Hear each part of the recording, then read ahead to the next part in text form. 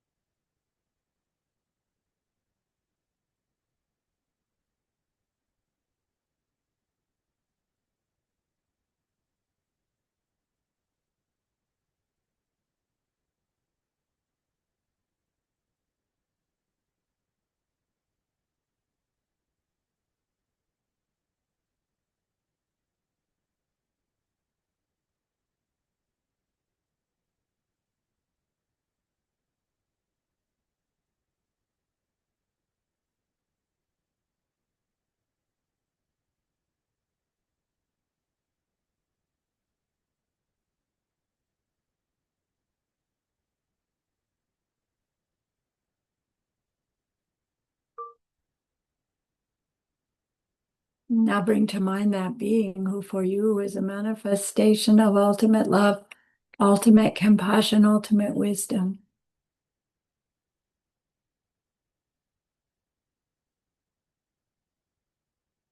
And there they are with you, gazing at you with their unconditional love for you, smiling at you with their holy great compassion, their wisdom radiating from them, that beautiful golden glow encompassing you in its light.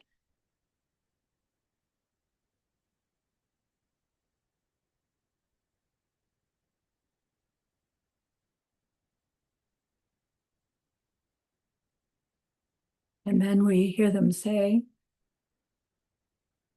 bring to mind someone you know who's hurting in some way.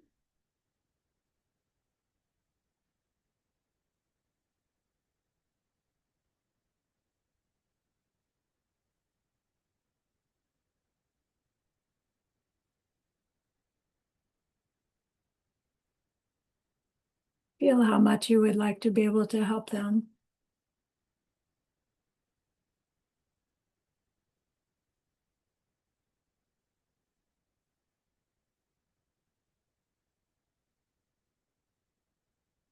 Recognize that the worldly ways we try fall short.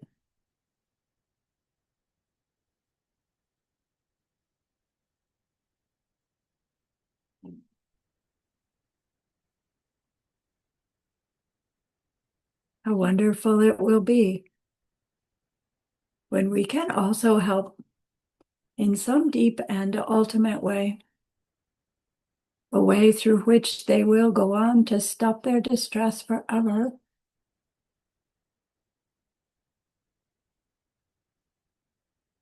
Deep down, we know that's possible.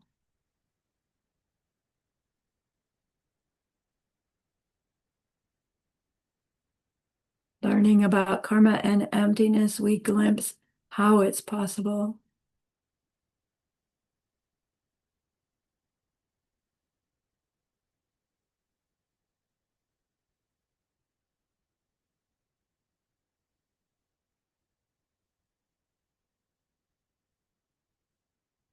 And so we turn our mind back to our precious holy being. We know that they know what we need to know, what we need to learn yet, what we need to do yet to become one who can help this other in this deep and ultimate way. And so we ask them, please teach us that.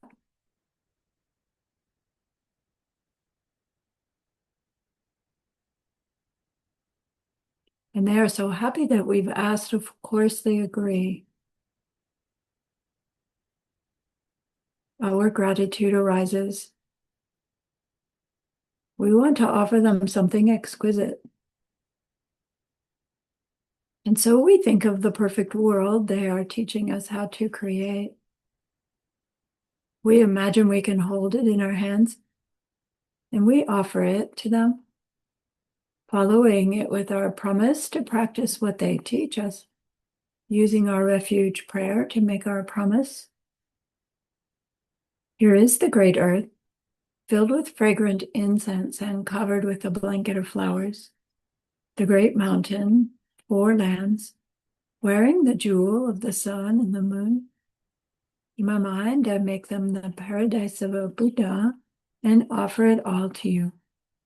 By this deed, may every living being experience the pure world.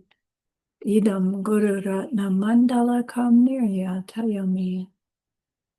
I go for refuge until I am enlightened to the Buddha, the Dharma, and the highest community. Through the merit that I do in sharing in this investigation and the rest, may we reach Buddhahood for the sake of every living being. I go for refuge until I am enlightened to the Buddha, the Dharma, and the highest community. Through the merit that I do in sharing in this investigation and the rest, may we reach Buddhahood for the sake of every living being. I go for refuge until I am enlightened to the Buddha, the Dharma, and the highest community. Through the merit that I do in sharing in this investigation and the rest, may all beings reach their total awakening for the benefit of every single other.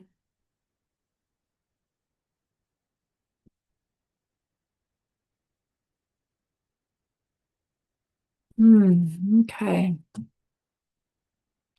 Let's see how this works.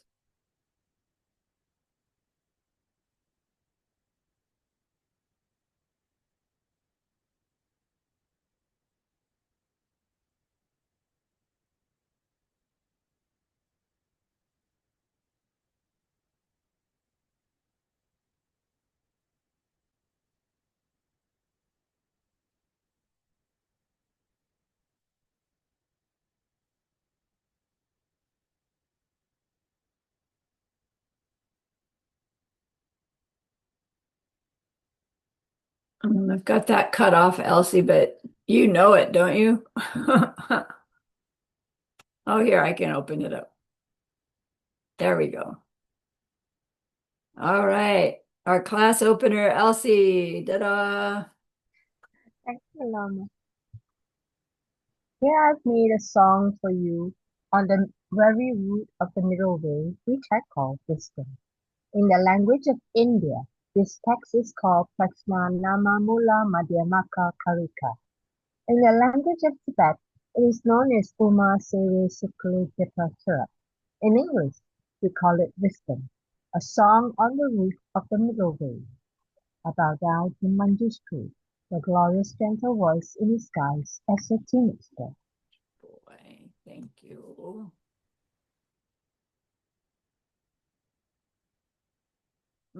Joanna, 1.1, please. I bow down to that highest of teachers, to the fully enlightened one who teaches us to reach that peace, where our fantasies about how things exist are put to a final rest. And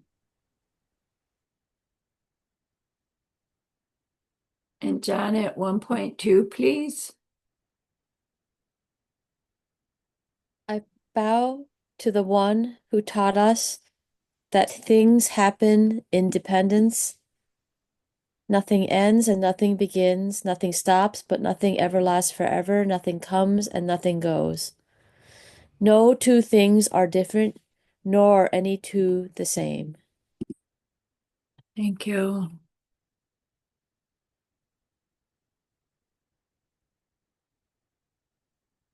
And Pauline, 1.3.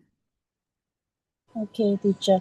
Nothing grows from itself, nothing grows from something else. Nothing grows from both, and nothing grows without a cause. There is nothing at all that grows at all.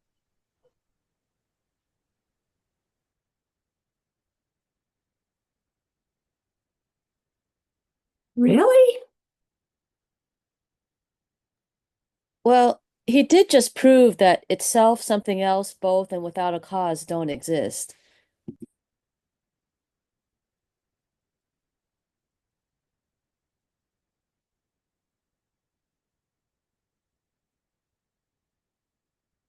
Then how is it that my computer wasn't working and now it is working? Because It your must students not be magic. have seeds. Your students have these seeds.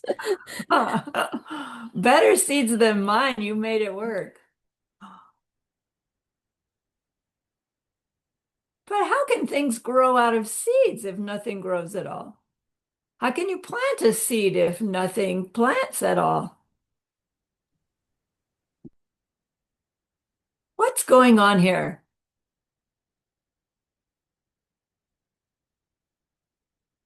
It's still confusing. I I mean, admit it's still confusing. the terrible answer is we have the seeds to see the seeds, and we have the seeds to see the cause, but that doesn't really help us. But you're absolutely right. That is the punchline. It doesn't help though. Okay, so there's no causes for anything. All those things you think are causes, they have no nature, says Nagarjuna. He says, Buddha said, all those things that he had taught are the causes of things. In truth, they have no nature. And, we go, right, they have no nature because they have the nature of coming from me. Well, wait, that's a nature. They can't have that nature either. Okay, let me rephrase it. They have no nature, so that what nature I put on them can happen, but that's a nature I put on them. It's not theirs. So they can look like they have the nature I put on them and they don't have any nature of their own. And so that's how it can all happen. And Bob's your uncle, we can go eat donuts. And really that's almost accurate if we heard those words and could go, oh yeah, right. Instead of what's she talking about? So he starts off with causes because we don't believe things are self-existent. We do believe everything has to have a cause. Is that, can we agree with that? Everything has to have a cause. And as we say everything has a cause, we still say that those things that have causes, when they come about, they come about and their identities and qualities are in them. Their causes made them with their identities and qualities in them, right? I mean, I believe that. The car is the car, and it relied on its causes and conditions and other causes and conditions for it to be my car. And then, me is me. I have all my causes and conditions for me to be me. So we don't believe things are self-existent in the way the words are literally, to exist independently, independent of any other factor. We don't believe that. So we're already halfway there, right? But there's a bottom line thing that we do believe is true about self and other and the experience in between. And that is that their identity and their qualities are in them. And that's the rub, because how can we say everything depends on causes and conditions, but they can still have their own unique identity.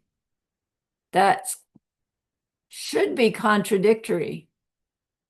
But we go through life where that's not contradictory at all.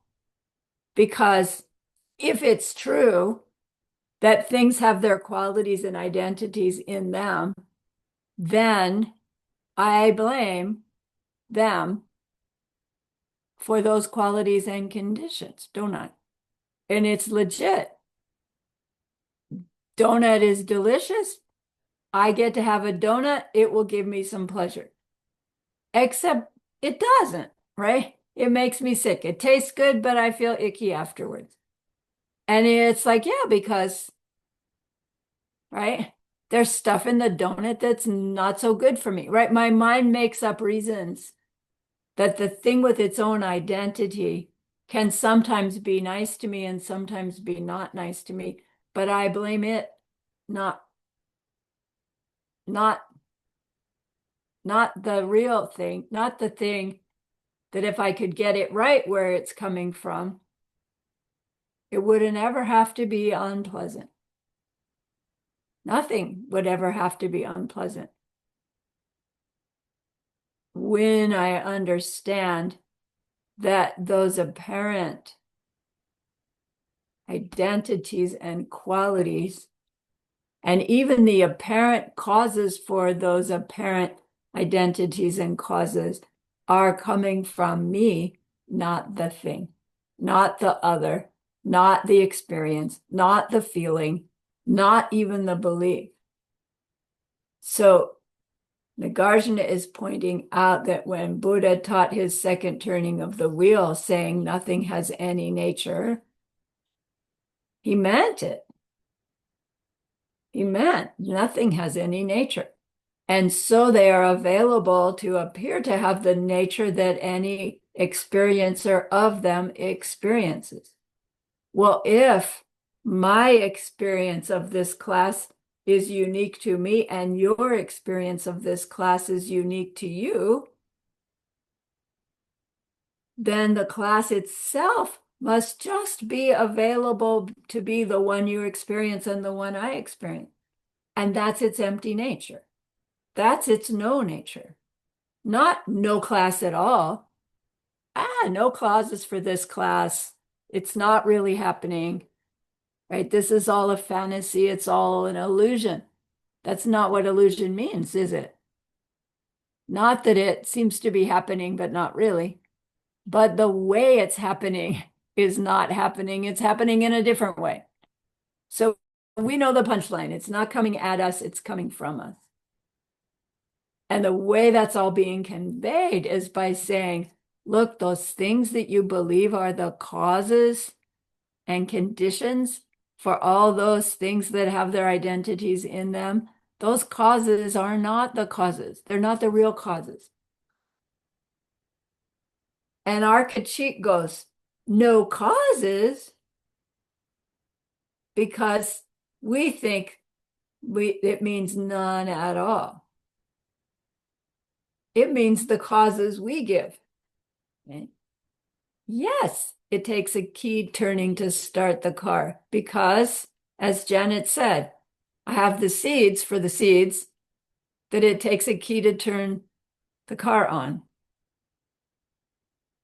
Okay, so that first chapter was going through all the different kinds of causes, showing us that, in fact, those causes can't work the way we think, but not that they don't work at all.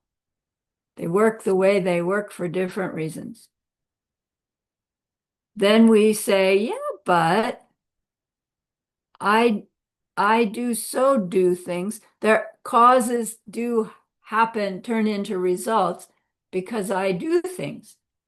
And then Nagarjuna says, well, let's examine that belief and let's examine it by way of going, because in order to do something, we have to go somewhere to do it. I mean, literally, not always. I can sit here and do different things. but something has to go from one place to the next or one time to the next in order to affect a function. So he goes right there. Let's go to goers, right? Goer, going, gone. And so we investigated whether that happens in the way that we think it happens in chapter 2. And his conclusion is, see, no nature of goer, going, gone, no nature. None of those have any nature, his conclusion. And we were following him along. Yeah, I see. I can't really ever establish when I get where I'm going and how I ever got there. But I get there. I go to the toilet, 20 times a day. I do go there. So we kept having that critique. And at first it was about our doing things and etc. And finally it's starting to point out that the doer, the relationship between the doer and the deed. We have a couple of different chapters of looking at that from different directions. And at first we're still looking at the deed. How can the doer ever do a deed if you can't touch, if you can't find the moment, et cetera, et cetera? But then at some point it's like, wait a minute, he's talking about me, right? Me as the doer. How do I establish, when I'm a talker versus when I'm a walker versus when I'm a car starter versus when I'm right? And through those chapters, he's been preparing us to be able to recognize, oh my gosh, my own nature is no nature also. Which is to say, that's saying it different. My own nature is no nature is different than to say I have no nature.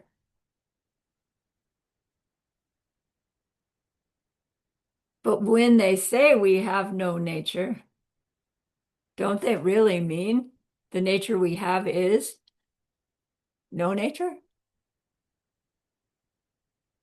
The availability to be whatever the next moment experience is. So just such a subtle shift in language shifts our insight into what we're trying to investigate. So, a dove just landed on my windowsill. That dove has no nature. Versus that dove has no nature. Can you feel the difference? That dove has no nature. My reaction to that is, well, then that's not possible because there's the dove. What is the blah, blah, blah, blah, blah, right? No nature. What? Can't have no nature. There it is. But that dove has no nature. Oh, of course, because it's unique to me. Even the dove itself.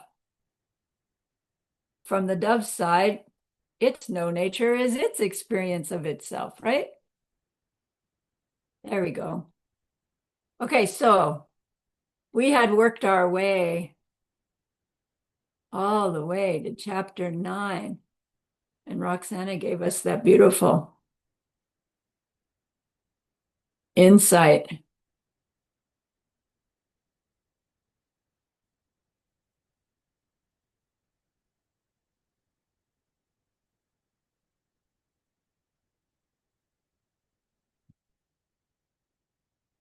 So chapter 8 was doers and deeds.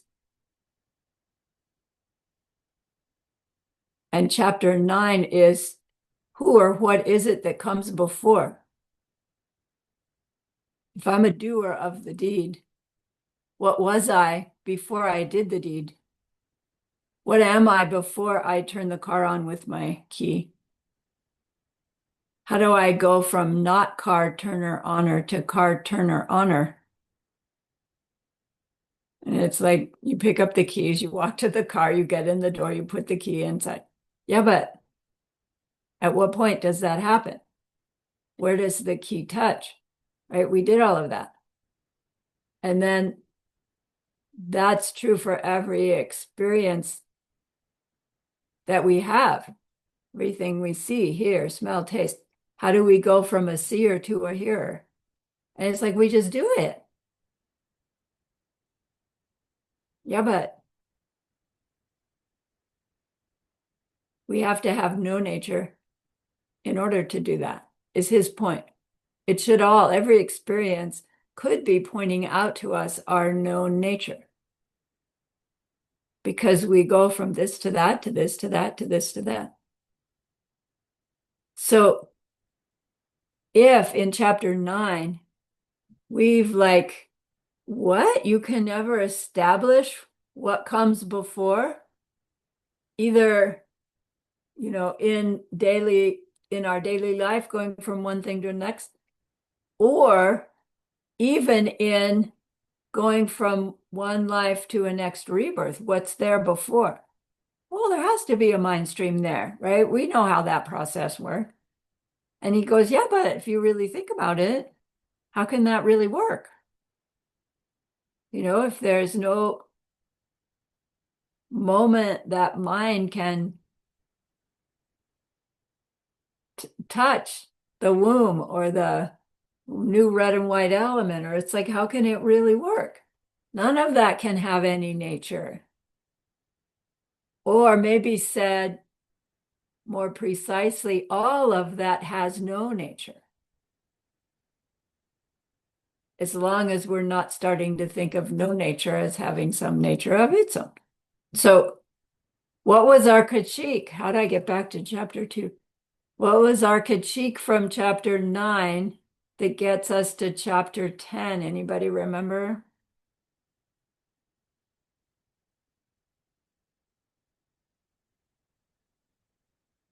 I am so there already before I do something.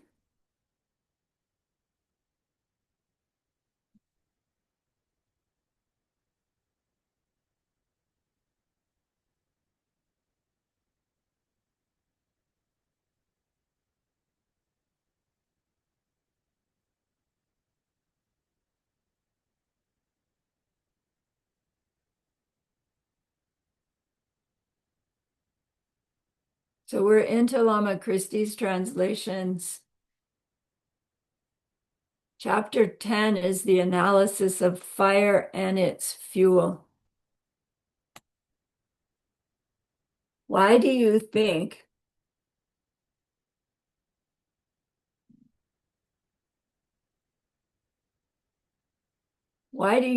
that Nagarjuna goes here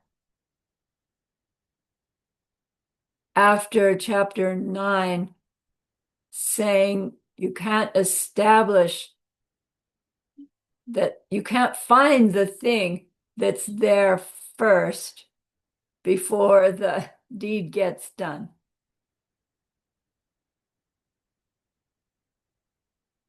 You can't find a thing with its nature, its own nature. You can't find the thing with its own nature that's there before something happens. Chapter 9. What does our critique say? Yes, I can. And it's me. I'm the doer of the deed, even when I'm not doing the deed. Don't we think that? If you know how to play the piano and you're not playing the piano right now, you're still thinking of yourself in some way as a piano player. And all you have to do is see a piano and you could sit down and play it. So you're holding that as part of your identity, part of your nature, is your piano player nature. So we think that we are piano player, even when we're not playing the piano. Is it true? Slippery. I can't be a not piano player completely and then be able to sit down and play the piano. Because if I were a not piano player completely, I don't know, I'd sit down at the piano and not know what to do with it. Or I wouldn't even recognize the piano, like flies are not piano players.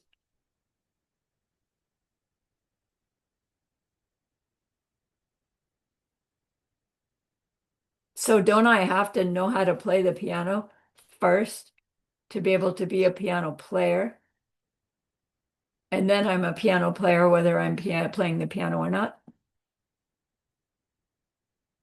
In which case, it doesn't matter whether there are any pianos left or not. In the whole wide world, I'm still a piano player, even if there's no possibility for playing a piano ever again.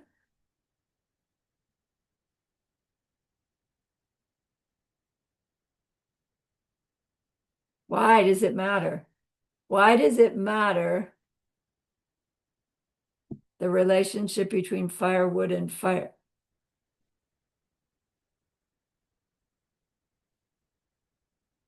What is the relationship between firewood and fire?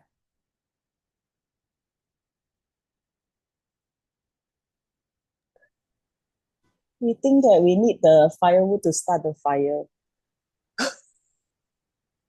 Right, we think we do. I was supposed to have a prop and I got distracted by my computer problem.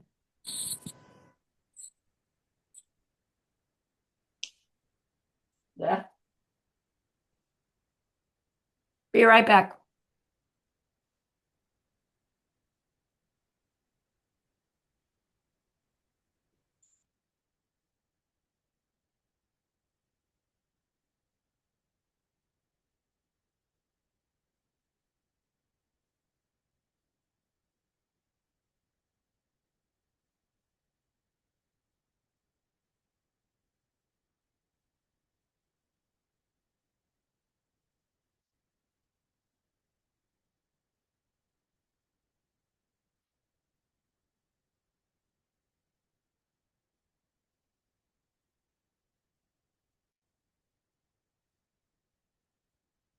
Can you see? Here's firewood.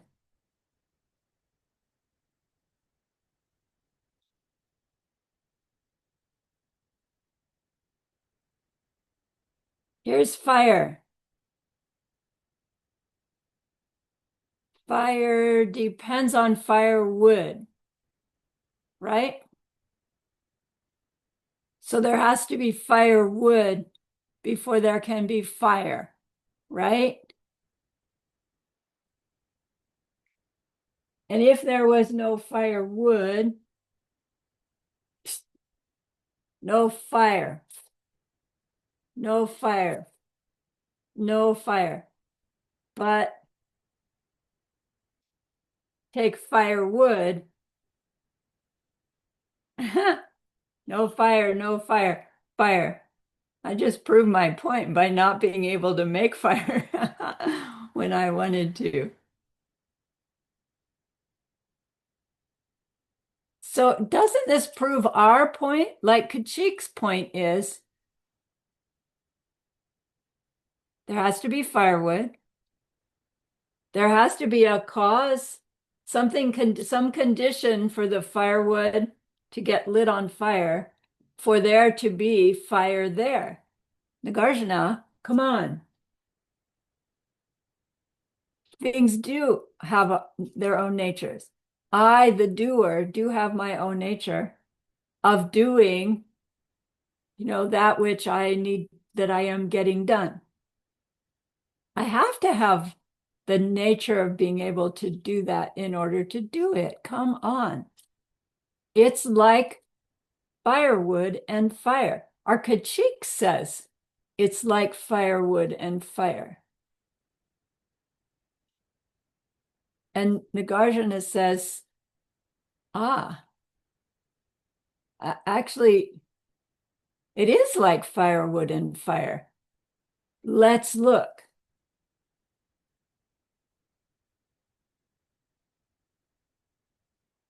Huh. Let's look. So let's read the chapter. With all that in mind, we say firewood and fire explain how it is that we are the doer of deeds. Because Nagarjuna keeps saying, you doer of deeds, no nature. Okay. So where do we leave off? Roxana, give us 10.1, please. Yes, thank you, dear Lemma. If the firewood was the fire, doer and deed would be the same. If fire was separate from its fuel, it could happen without the fuel. Oh, so you, the doer of the deed, is just like firewood and fire? That means when you are starting the car, you and the car starting are one and the same. No, it's impossible. You need a subject, object, and you need the action in between. Exactly. So to make the karma. So if you are missing one, where's the karma? Exactly. Let's go on and then we'll go back and dig in. Elsie, please, 10.2. Okay. It would be pointless to light this fire since it doesn't come from a cause. It would just stay there, always burning, and then it couldn't ever burn. Let's come back. Let's go through all of them. I don't think it's long. And then come back. Joanna.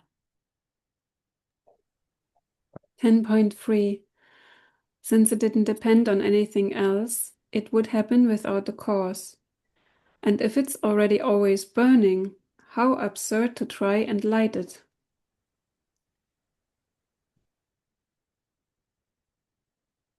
Janet. Suppose you were to think to yourself, what's burning is the firewood. If indeed this is simply the case, what makes the firewood burn?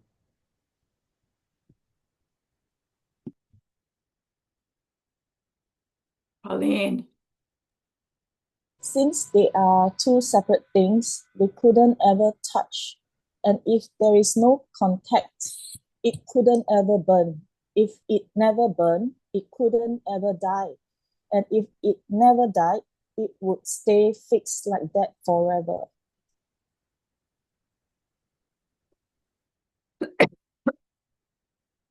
Roxana, please.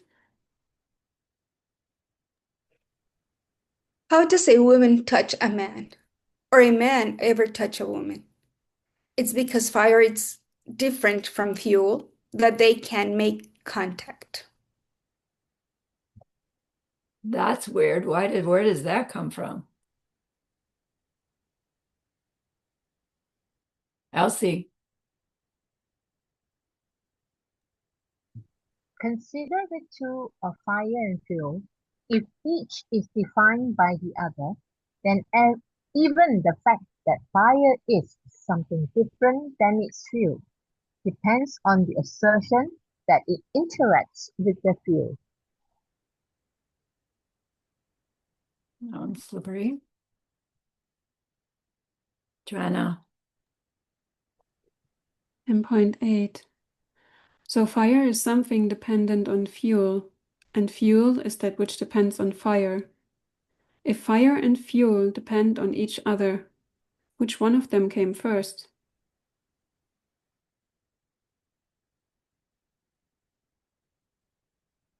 Janet. If fire were something dependent on fuel, it would have to be there alongside the fire, and you'd have fuel that's being burned before there was ever a fire.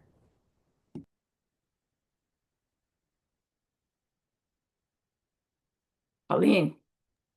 If any dependent thing needed the depender to be there in order for it to depend on it.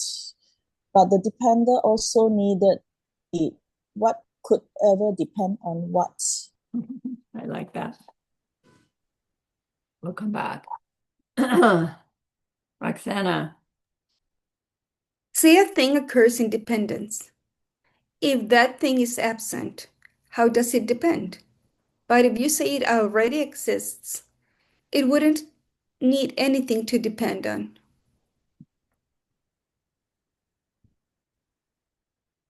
Let's see.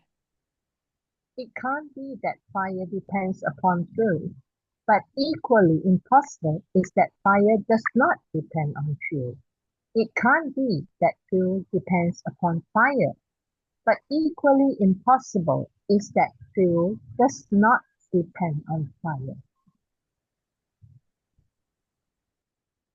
What?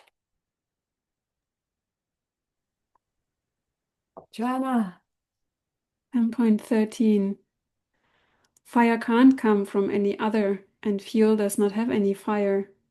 The rest about fuel is just the same as what we talked about before with going or not going by walking.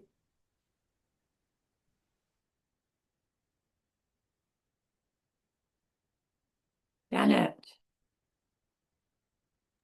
The fuel itself is not the fire, but the fire cannot come from anything else. The fire does not have any fuel. But if it doesn't have fuel, it can't exist.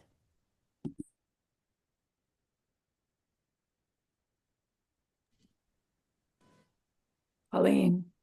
This fire and fuel explain it all, the self and every stage of life, vases and cloth and everything else that goes along with them.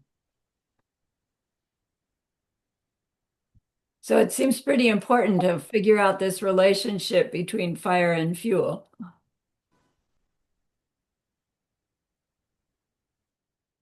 Roxana. So never think that anyone who tells you things or people are either separate or together could understand what they are saying. So this is the clue here. To be separate or together, meaning is firewood and fire, are they two separate things that have to touch? Or are they one thing? Right? Are they one thing? And so that the whole chapter was pointing out like this, the ramification if they're two separate things and the ramification if they were one thing. Neither one of those ramifications are consistent with our experience. They don't really explain our experience. Right? We think they do. We think you have firewood and that you do something to firewood and you get fire. But we need to think that through. So let's go back and start again with chapter 10. So we can see. Because when you figure it out for fire and firewood, you have figured it out for every existing thing and every existing happening and every existing experience that we can have. It's a clue.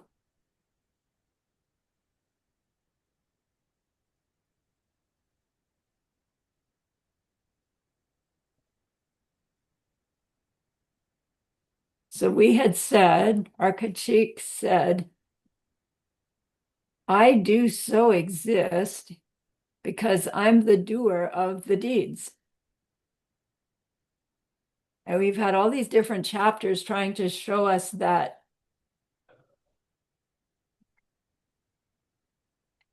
our doer and the deed and the doing, none of it has any nature. Or re-said, they all have no nature. And so for this one, our Kachika said in response to chapter 9, which was showing us that you can't find what you were the moment before you were starter of the car. So you can't really find the first moment you are starter of the car. And so something else must be going on. We said, no, no, no. I am the doer of the deed. It's like firewood and fire. You have to have firewood there. And then it's the fuel. The firewood is the fuel for the fire. He's not talking about lighting the fire. He's talking about having a fire burning right now. This chapter, the fire is burning. And he's saying, what's going on in this moment where there is fire burning firewood? All right, so like lock that in. It's not it, right? It's all the fire is already happening. So in that moment, is the fire a separate thing from the firewood?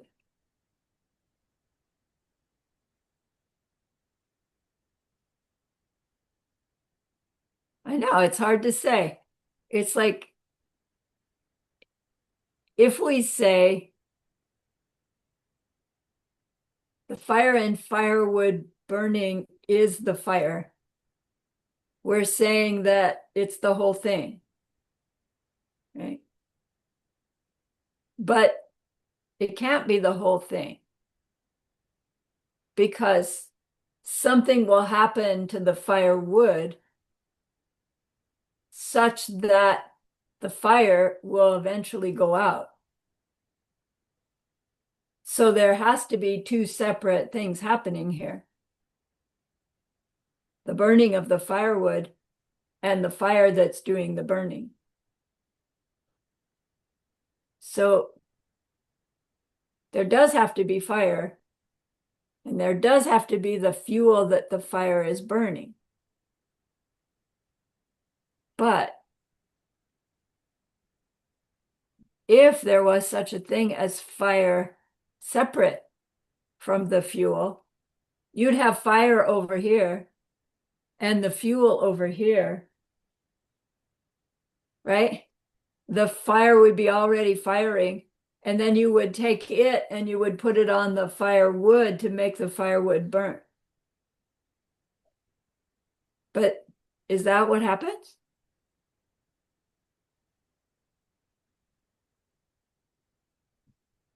Mhm. They depend on each other, but they can't be identical. Right. They depend on each other, but they can't be one and the same thing. Yeah, you cannot be agent and object at the same time. That's my idea. Right. If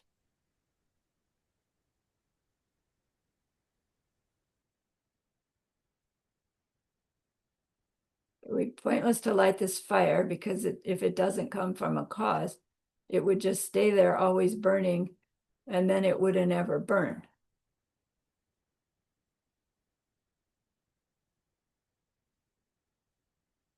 If the fire doesn't have a cause,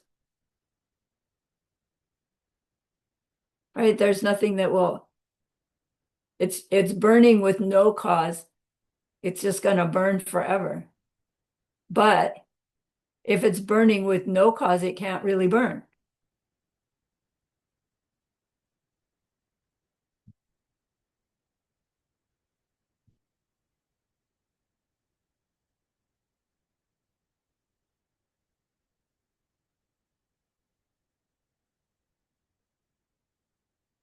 But if the burning firewood doesn't depend on anything else,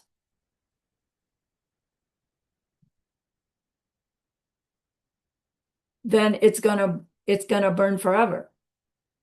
If it's burning now and it doesn't depend on anything, It's just going to keep not depending on anything, not being affected by anything. It will burn forever. And then, of course, you're not ever going to try to light it. Again, there's no reason to. And yet we're lighting fires all the time. Metaphorically now, every time we turn the stove on or use some electricity, we're like lighting fire. Again, we're wanting to like put this onto our me, the doer, in this analogy. We'll come back to it. Even me and my 5 heaps.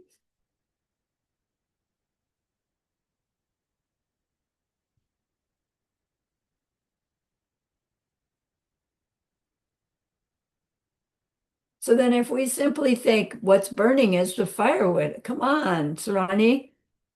You lit the firewood, now it's burning. Now it's really firewood. Right? Technically, a lump of wood is not firewood until it's burning, right? It was just wood because not all wood's going to be firewood. So we're talking about the fire that's on fire as firewood. And the burning is what makes it firewood then, right? Before that, it was just a stick of wood. It could have become a fence or a shovel. So if it's not firewood until it's on fire, something has to make it be on fire. Right? Yeah. So they have to be 2 separate things. The fire and the firewood. But if they are 2 separate things, one's over here and one's over here. Where's my match? Lost it already. Here's the firewood. Here's the fire. Can you find the moment? And it's like, yes, you can find the moment. They finally get close enough and but can you really find the moment? Is it really a moment? Like, I'm sorry that's so small you can't see it, but you all know what I'm doing. There's a moment that the fire touches the firewood, and then we have, wait, the fire touches the wood, and then we have firewood. So what came first? You initiated, dear Lama. You were the one who had the So seed I to came start it. first. So I came first. Yes. So I am part of the firewood fire relationship. Yes, you are. So why don't I catch on fire when I start the firewood burning? But isn't it the same? Like to have a potter, it's different to have the potter as who makes the potter. Yeah. So which am I in the analogy of firewood and fire? In the example of me being the fire starter, am I the fire or am I the firewood? Mhm. You're the subject. So I would say you're the fire.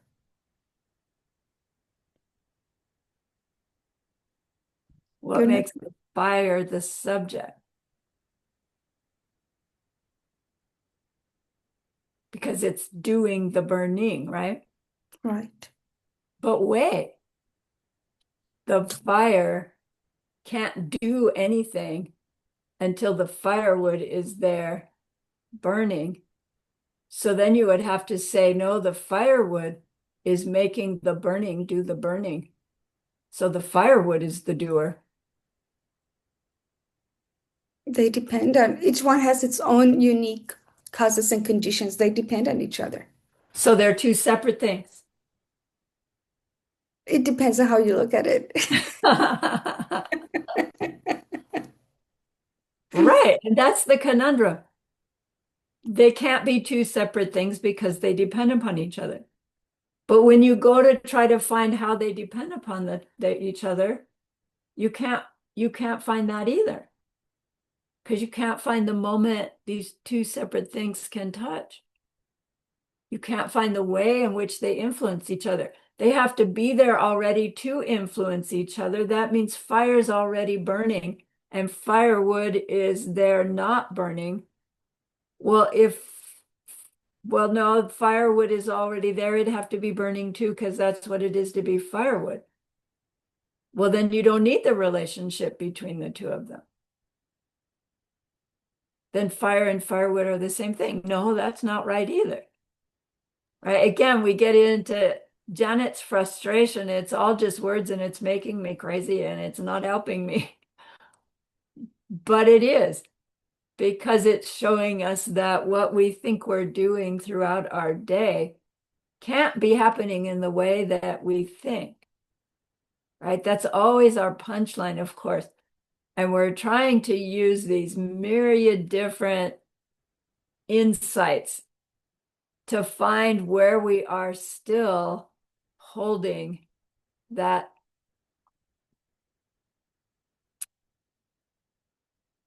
me, the doer of the deed, makes the deed happen in the way that I believe.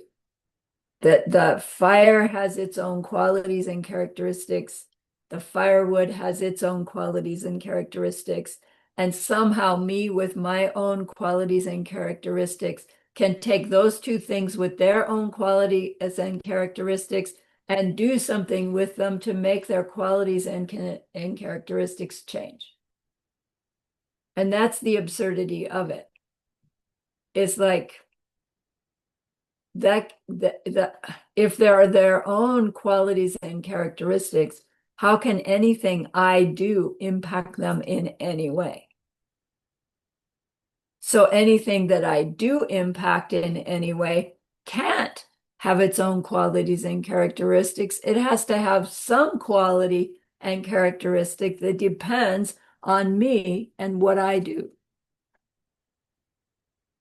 And that's where we end up going through all the different level schools, is how much is in it and how much comes from me. And technically, if we can catch, like moment to moment, catch that some part of everything is coming from me, unique to me, that's enough to crack the nut of our belief in self-existence that will move us along the path to the most correct view, the view through which we can stop replanting the seeds that push us to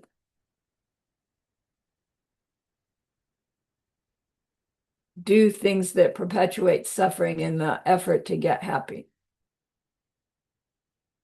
Just to believe that some part of everything is a result of my own mind, is coming out of my own mind. It doesn't even have to be the whole thing. Mind-only school is enough to get us really, really close.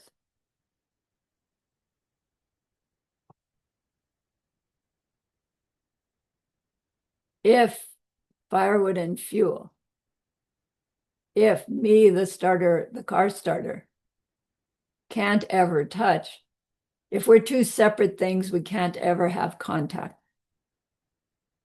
And so if there's not two separate things, then firewood could either never burn or would never not burn. If firewood's qualities and characteristics is that it's burning, then it will always be burning. You could never put it out. It would never die out.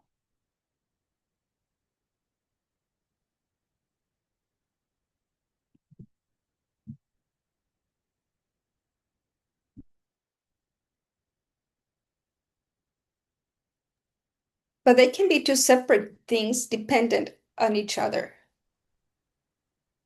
right? As No, the no. on the verse, two separate things that depend Yeah, on we're each. gonna get there Okay, because if this one depends on that one and that one depends on that one, where do either one come from? How can the two separatenesses happen if each one depends upon the other?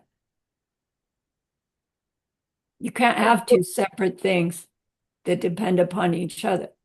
but if they were independent of each other, then it Then could, they're not dependent. Independent means not dependent, right, right? So you can't have two independent things that then come together to become dependent. right, exactly. Right, exactly. But teacher, if we are already fire, then you don't need the firewood. You're already Right, burning. right. So fire can just burn out here with no fuel. No, Roxana just showed you have to have fuel for fire to burn. And you Only have to have burn for fuel to, you have to have fire for fuel to burn, and you have to have fuel for fire to burn. And you can't have one without the other, and you can't have them both independent, but they're not one and the same thing. It's like, what else is there? fishy. I know. We go, I seeds ripening, ta-da. But it's like, come on, how does that work? What's there first? You need to have dependent origination for everything to happen, right? You have to Right, depend. I mean, right now that you had a double trial and you missed. So it could have happened at the beginning. You could have lightened it up and it could have stayed lightened for 2 minutes. Instead, it got lightened for 5 seconds. I mean, right, right, right. And so say again what you said. It has to be dependent origination. Is that how we said it? There's yeah, dependent origination. And I still caught my mind thinking wrongly about dependent origination, but I can't put my finger on it right now. It is true, everything is dependent originating. Maybe that's the difference. Rather than saying there's dependent origination, let's call it dependent originating, happening. Like okay, let's put ing on the okay, end of everything, okay, right? okay, And right. I think we would be getting more close, Closer, definitely, definitely. is that it's the happening, The ing, the ing. right. It's the burning. And And the then fuel, and the fueling making the burning with the wooding. exactly. Uh, so thank goodness for commentaries. This verse in the middle of the fuel and firewood,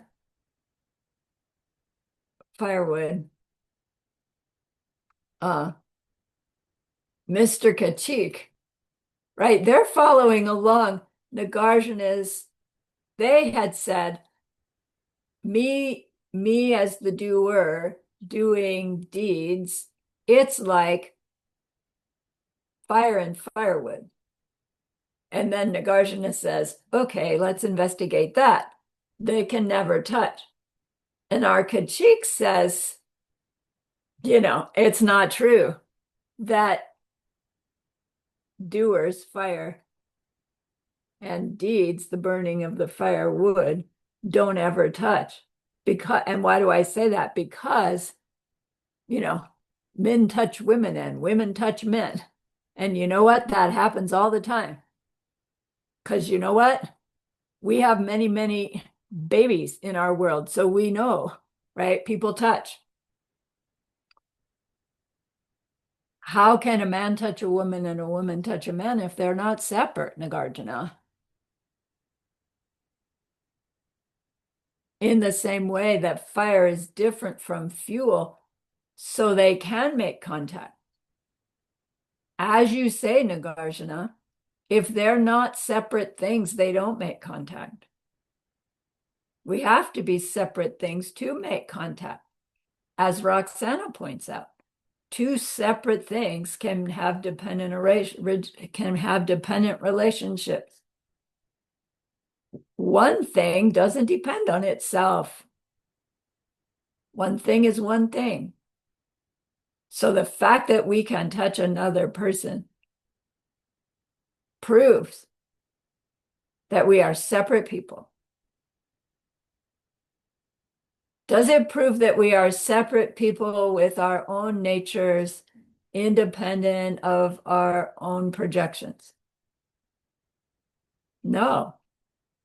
It proves, in fact, that we are nothing but our own unique projections as separate.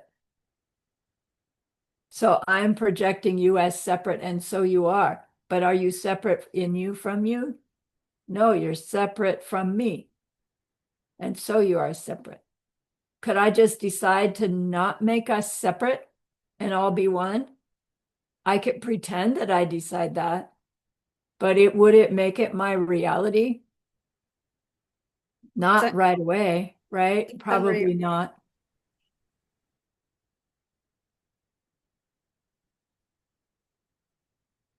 It's subtle, right? The argument here is subtle. We're at chapter 10 out of 27.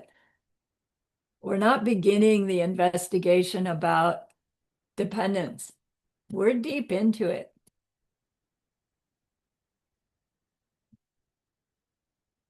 Let's take our break.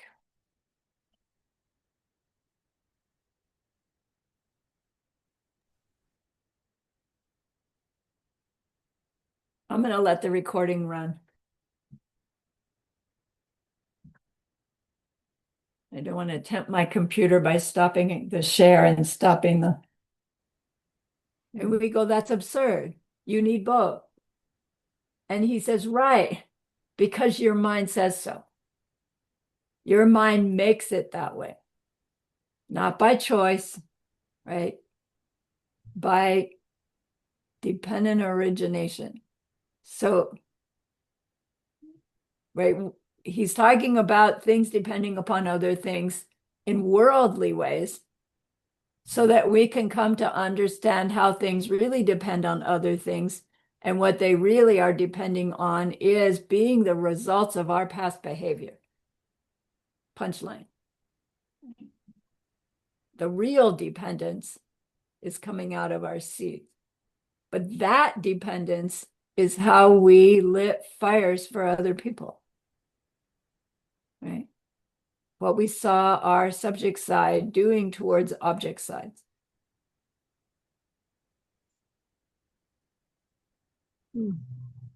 So consider the two of fire and fuel. If each is defined by the other, then even the fact that fire is something different than its fuel depends on the assertion that it interacts with the fuel.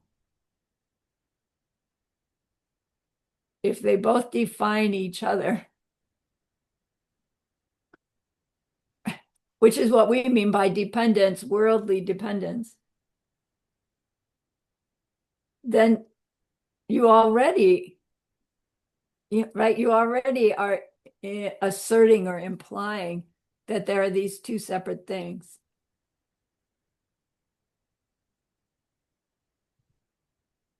That have their own natures. Can we have two separate things who don't have their own natures? Absolutely, they're all over the place. Because our minds are giving them their separateness. And so they are separate. Our minds are giving them their own separateness, and so they are separate. Versus our minds are giving them their own separateness. So in reality, they're not separate. No. Right? What our minds give them makes them real. So then what's the illusion? Just as an aside, the illusion is that it looks like they're in One. them, from them, when they're not. It's not that things are illusory, they're not real. Things are illusory. What's not real about them is they're in them, from them. What's real about them is they are there, from me, the way I perceive them, unique to me. That's real. Let's go on.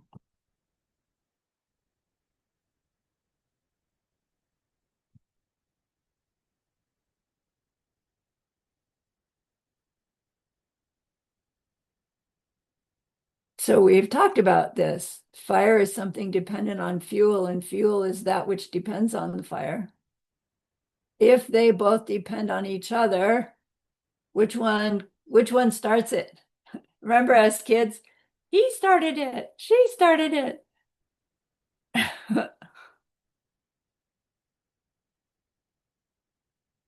Roxana said we started it,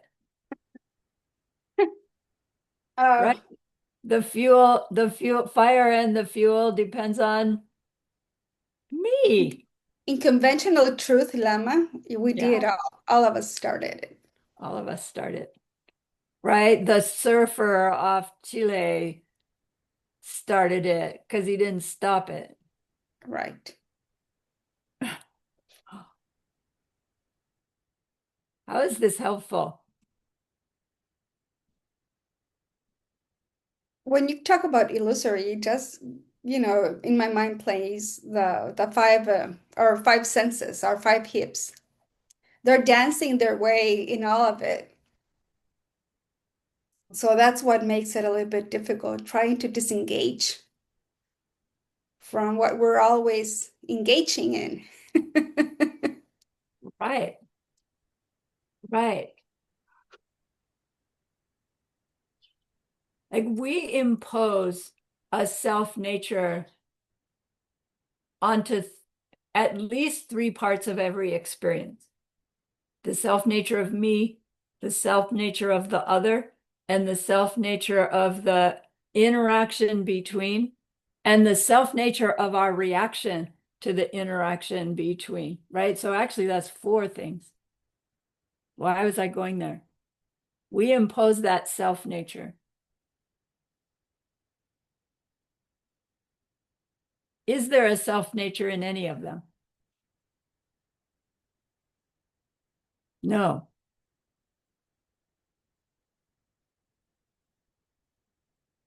So we are not,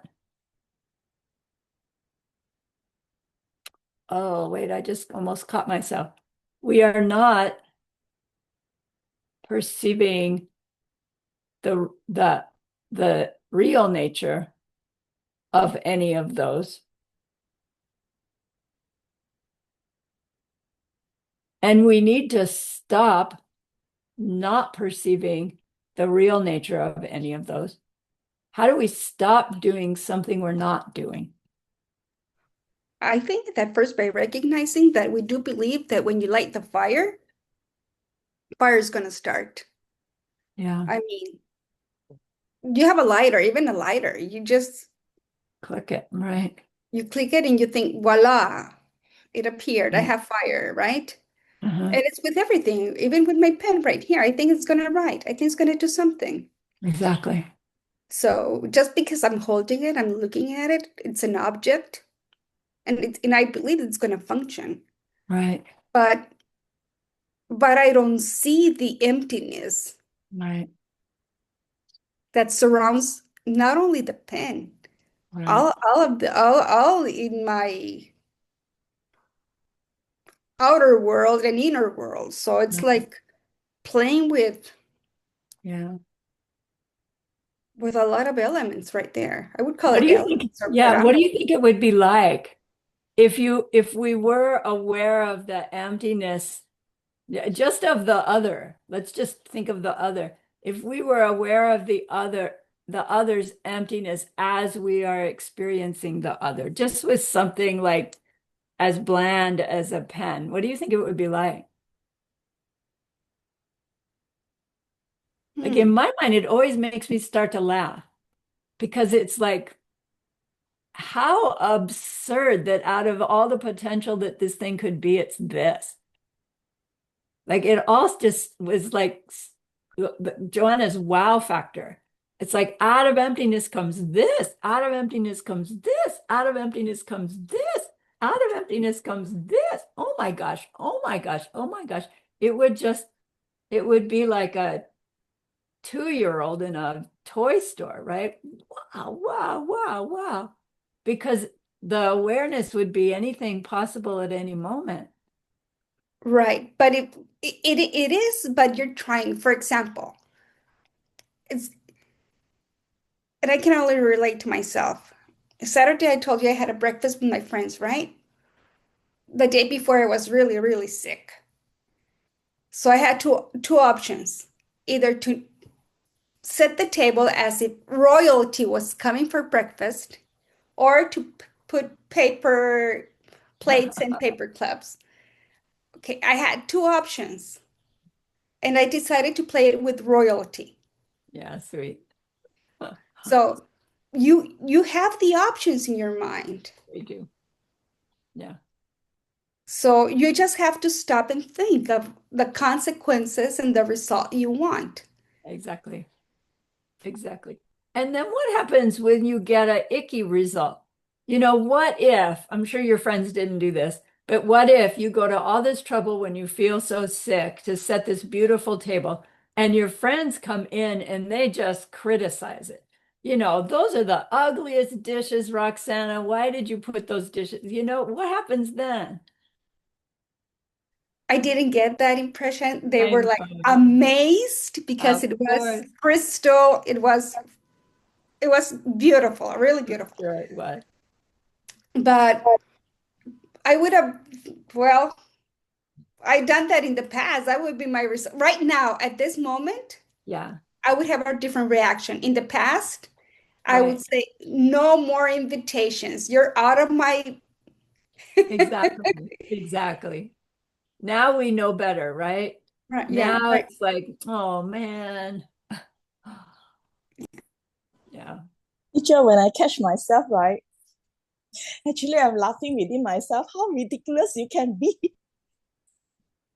yes, yeah, Now it's like I'm laughing at myself. Oh my God, Polly, you can be that ridiculous, that mean. yeah. I find it very, very, very amusing. Good. What do you find it, Pauline, so amusing? What did you cut yourself with? What thought came to your mind? Oh, Just okay. out If of I see, curiosity, you can share. okay, when maybe I see somebody really fussy, then it must be coming from me. I cannot believe that I can be so fussy, I can be so mean, so picky, so pushy, so bossy, So I find instead of getting angry, I find it really, really funny. I don't know. I just find it very funny and quite ridiculous. But I mean, it's a true fact. If we believe in seeds, then we have to catch ourselves from there. Then we have to improve. Yeah, on it. That's it. I just find it very funny. Instead of getting angry, now I'm feeling funny. Right. I don't Good. know. I don't know why. Yeah, In some ways, the table being set was Roxana trying to be kind in the moment, right? She's just trying to be kind in the moment. And the paper plates would have been kind too, but she wanted to make an effort to be kind in the moment, which is what the teachings are asking us to do, is to be kind in yeah, the moment. right. The fires in the future haven't happened yet. That's what's going on in America. Why would Americans change their habits? Why would we not live such an excessive life relative to other people in the world? Why would we? Because these things that the scientists are talking about haven't happened yet. So Yeah, why would we? yeah, And so if you talk to people and you say, well, it could go that way, they would say, well, there's many variables and it could also not go that way. And some scientists also say that it may not go that way. There, I had read that Antarctica had built up ice. So we were talking about, global warming and the ice caps melting. The ice caps gain ice as well as lose ice. And so they would say that, well, you Buddhists, you're just being negative and you're just focusing on negative things and blame, and the world really isn't like that. And that is a true statement because that hasn't happened yet. But the Buddhists also say they're eons of destruction, and we've gone through 5 eons, we're going to go through another one. And so, we're being kind now to try to let that next eon of destruction not happen as quickly.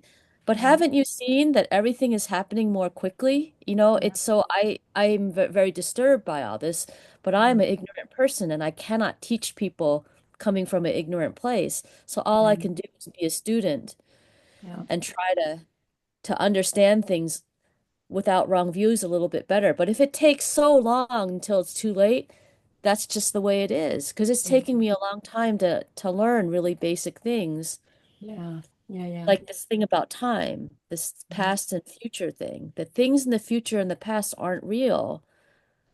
And when people say we're not going to stop driving so much and we're going to get big cars because it's not real, that's very valid that they would say that. Right. For them, it's like the conclusion that it's not real being it doesn't matter.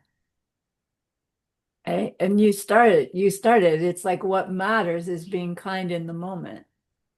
No, they're saying that it's not real because it hasn't happened yet. It just Right. physically, as a fact, it hasn't happened yet because they don't Right. see the dependent origination. And then when they see the dependent origination, they think, but there's a lot of variables, which is true. There are a lot of variables. That's what the whole point of emptiness teachings are. There are a Yeah. lot of variables. There are a lot of variables, and the variable that we can have control over is our behavior, our reaction. And that's the connection that doesn't get made, is that whatever happens in the future is a reflection of what we are doing now. So our effort to protect the climate may or may not work for this climate, but it does plant seeds of some kind of protection of environment for future.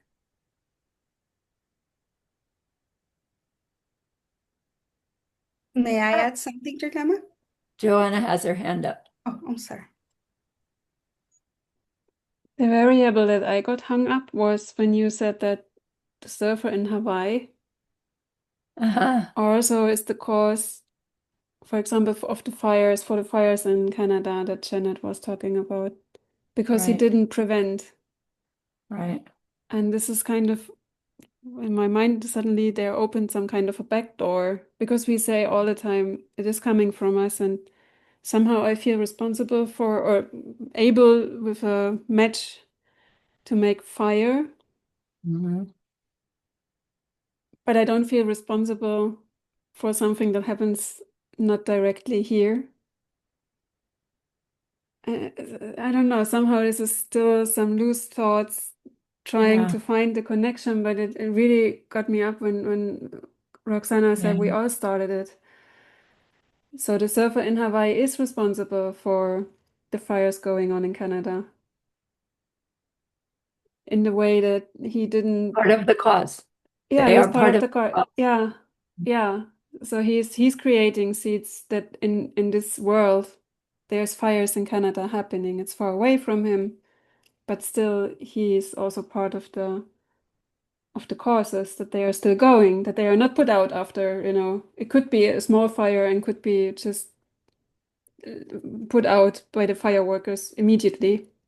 But Right. it could be go on all the time. So we also are responsible for these far distant things. Yeah, it's still unfinished thoughts, but it's like Yeah. the surfer is surfing in my mind Right, as right, part right. of the course. Yeah, it's Still funny. Yeah. surfing, Joanna. It was a really, really good sidekick. Thank you. Hmm. Elsie. Um, uh, I'm just continuing on about the server that's causing the fire.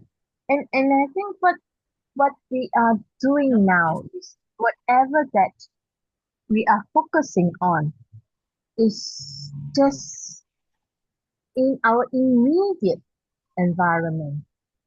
And we are not understanding that, or rather we do not see that what we do at the center causes ripples that goes right far out.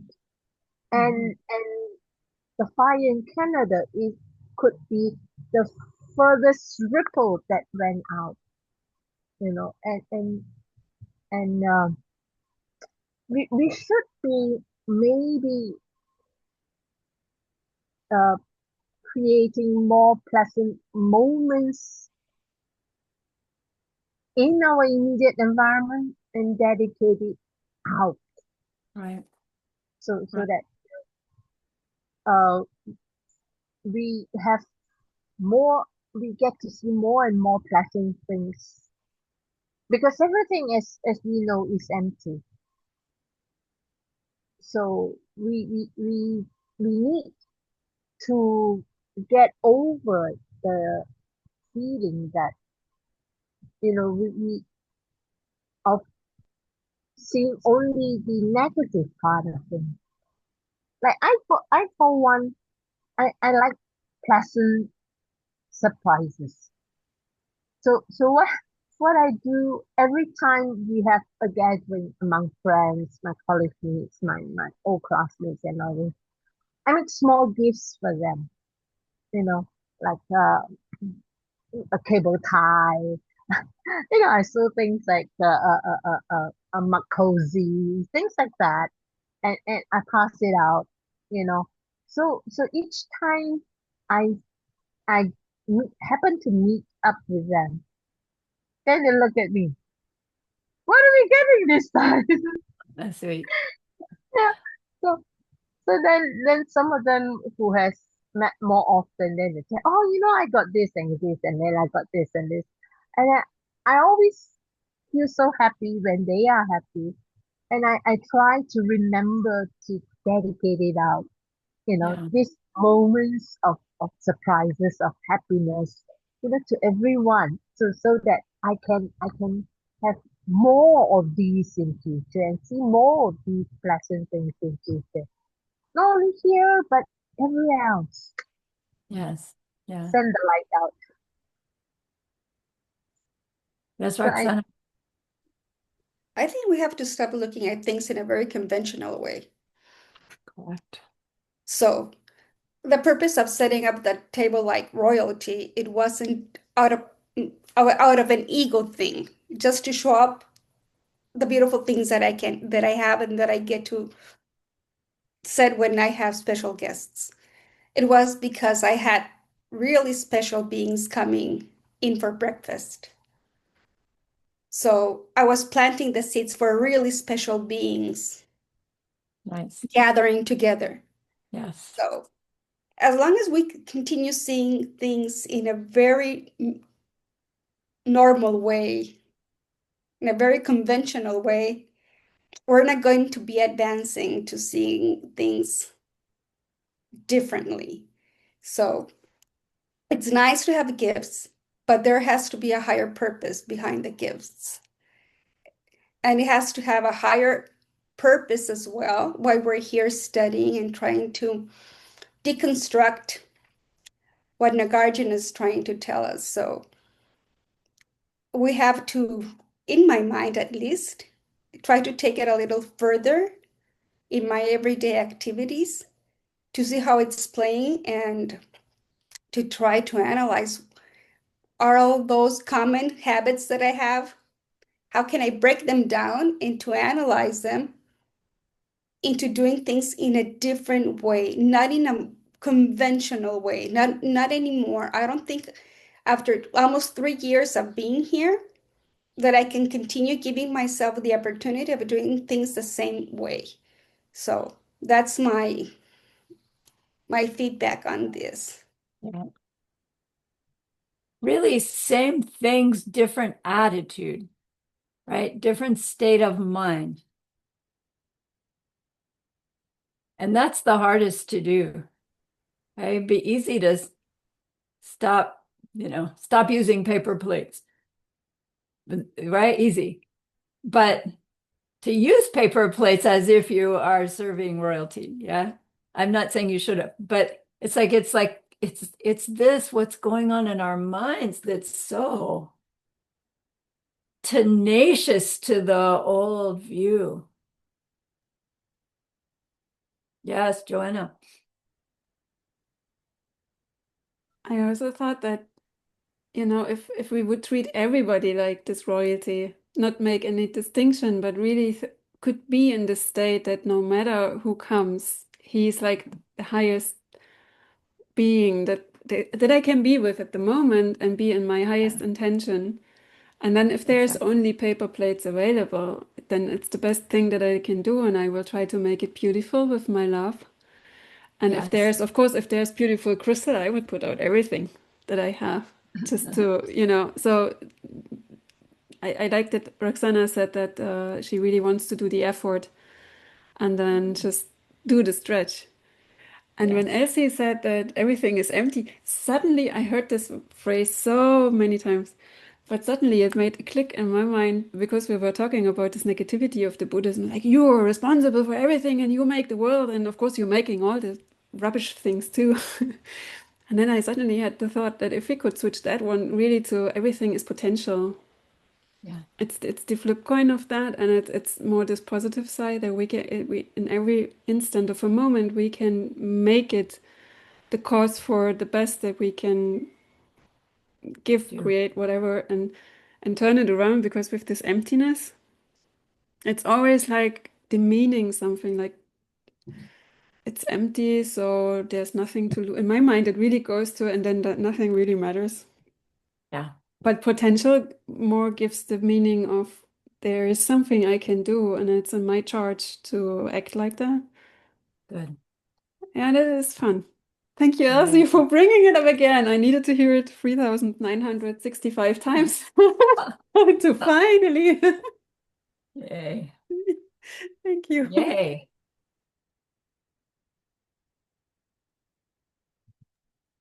What do you think of all of this, dear Holy Lama? I think we're getting it.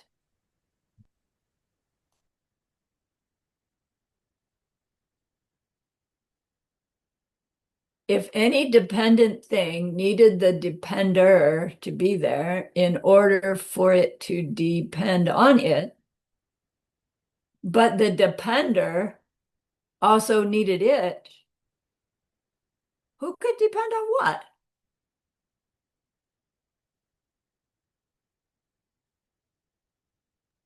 I If don't the see your screen cause, share. I'm sorry. Are you if the sharing cause, screen? I don't see it.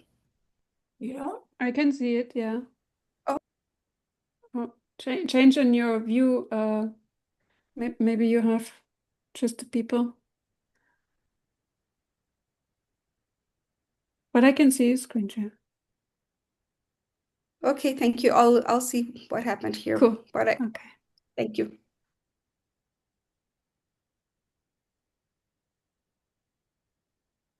if any dependent thing needed the depender to be there in order for it to depend on it, but the depender also needed it, what could ever depend on what?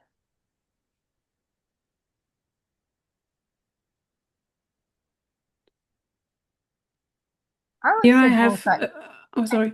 right? I see. Because we can't plant seeds on empty air. We need someone or something to plant seeds on.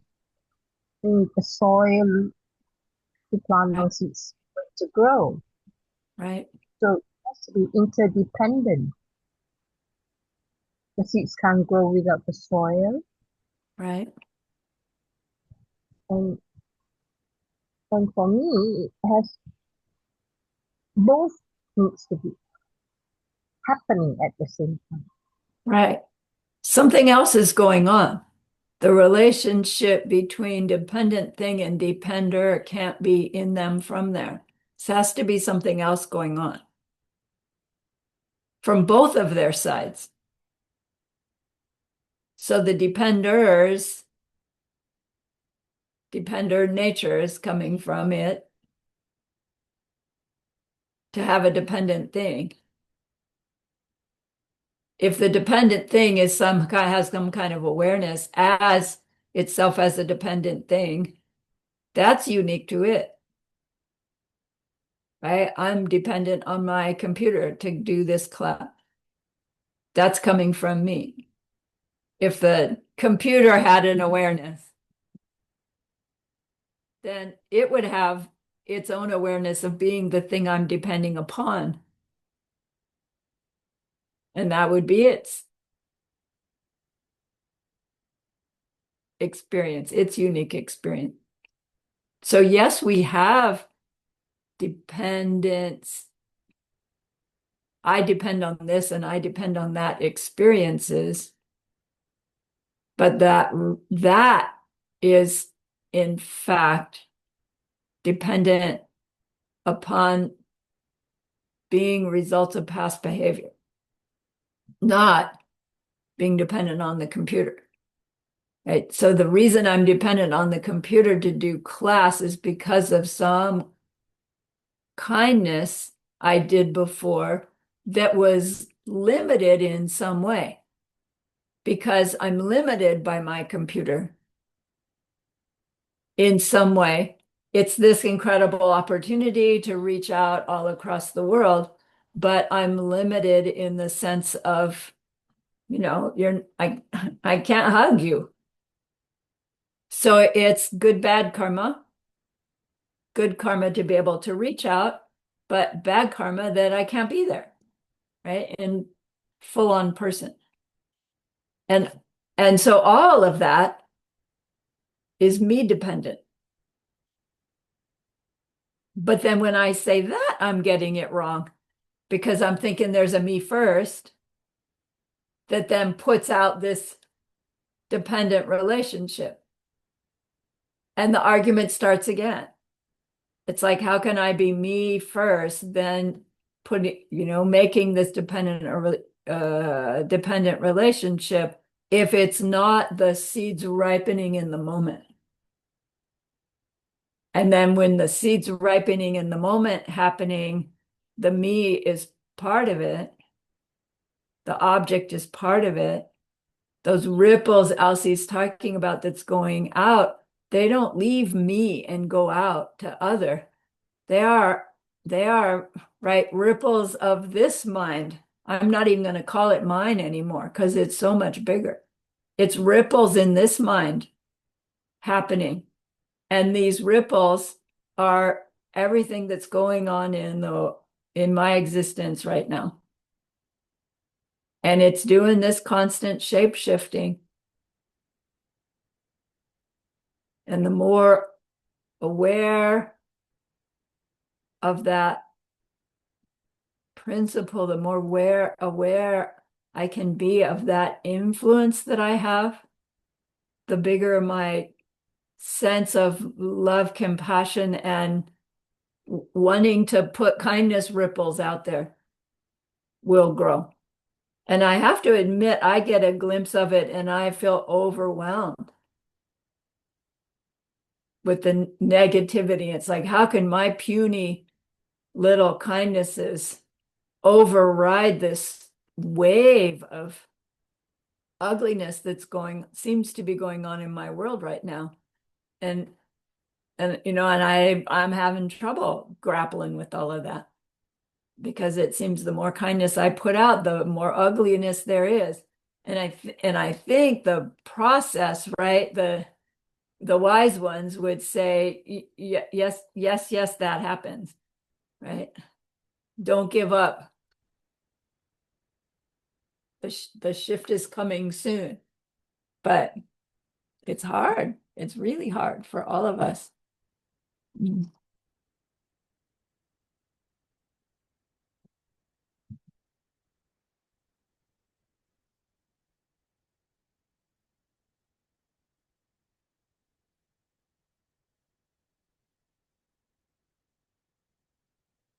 Say a thing. Oh, yes, Roxana.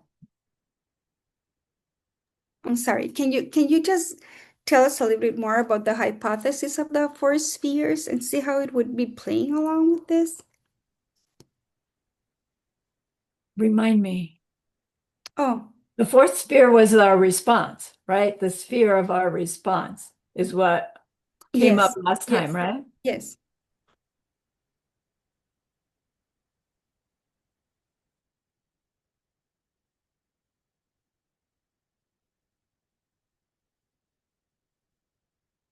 So what would be meant by the emptiness of the response?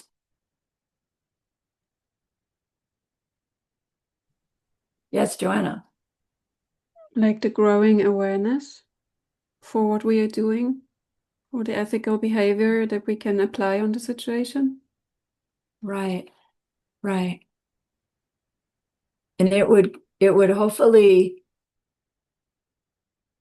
it would at first be juxtaposed with our reaction, right? So here's subject object, there's the interaction between and our reaction to the interaction, which ignorant me blames them. And so the reaction includes how do I react to get what I want or avoid what I don't want in this situation against or towards that other. That's how reaction happens, right? So how is response going to be different than react, do you think? I would say reacting is more the autopilot, and Right, responding is more with, applied thinking in the one or other direction. I wouldn't say it's for sure always the wise the wise way of right. thinking, but I had some pause. I was thinking and I decided, I feel I have decided for Yeah, a specific reaction, so it's more conscious at least. right, right, right, right. Roxana. I don't know. It's just how my mind works. Like, for example, I need to have first the result in my mind to have an idea of what the result I want.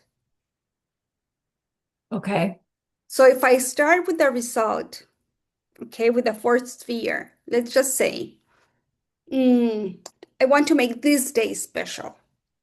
All of us want to make this day special. So we need to have a certain type of activity, a result, right? To gather goodness, to accumulate merit. What would we need to do to gain that result? So each one would have, for example, a certain activities. You plan the activities. Then you decide how you're going to set your motivation, and you act upon it. correct. So that's how I need to have first like the general goal, and then break it down in objectives, and then get to work on it. So Right. Yes, Joanna. I remember today Nagarjuna's, this correlation thing, like generosity comes from giving, leadership comes from joy, da da da da da.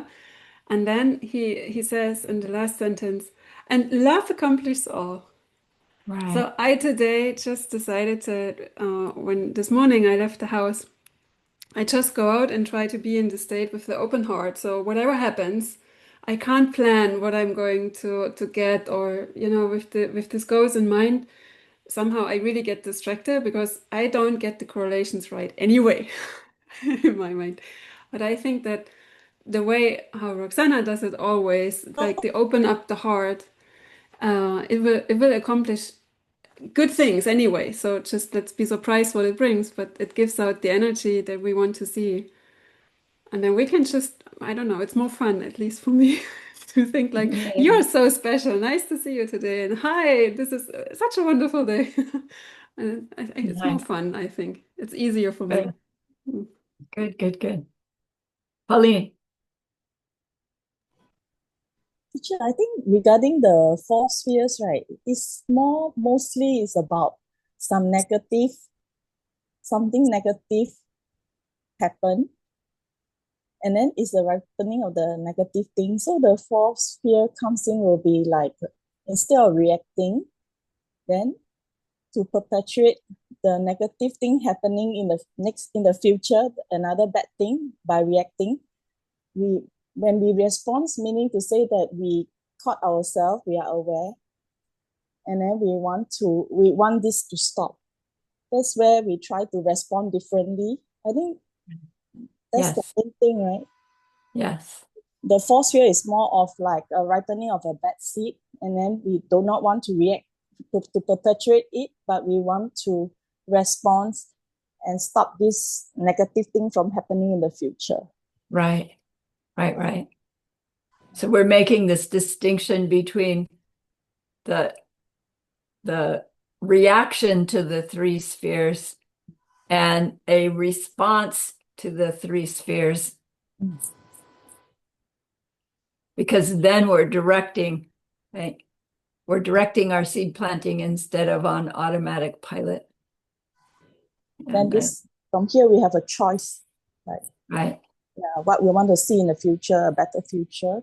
Exactly. Right. So Roxana's point was we kind of need to know what it is we'd like to see in the future, you know, and we can have that view be limited to our personal life, what we want to see in the future. And we can extend it beyond this life, which would make it a Buddhist practice. And we can extend it all the way to Buddhahood for everybody. That just seems kind of too big to work with on a day-to-day basis. But ultimately, right, that would be the thing that we're trying to create as we brush our teeth, as we clean the toilet, as we greet the person. Yeah. Your lemma, for example, right now, all of us, we're having results, right? Mm-hmm.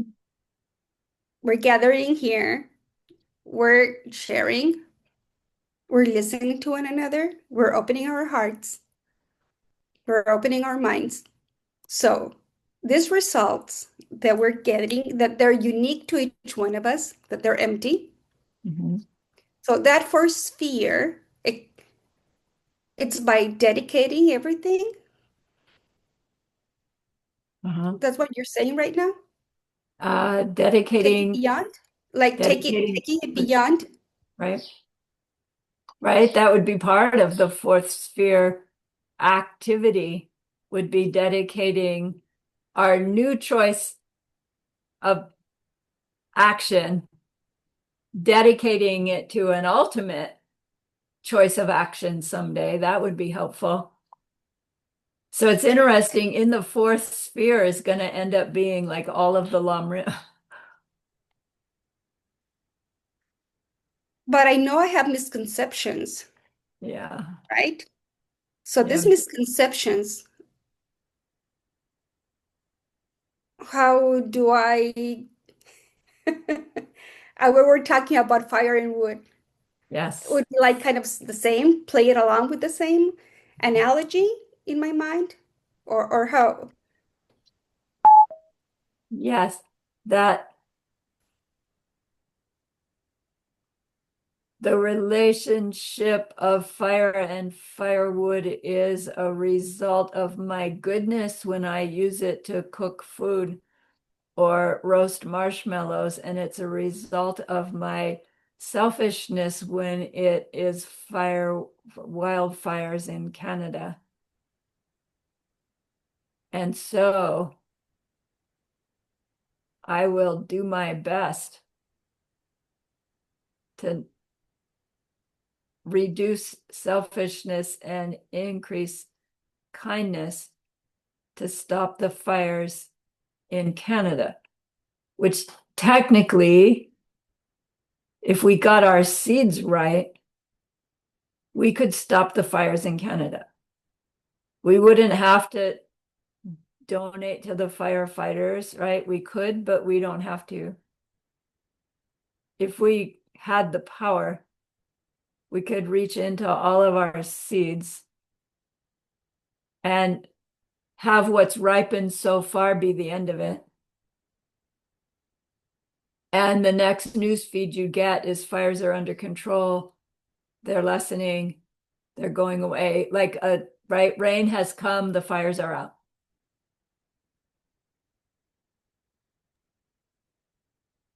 Why wouldn't Buddhists do that? If Buddhists have the ability to do that, why wouldn't they? That's a hard one.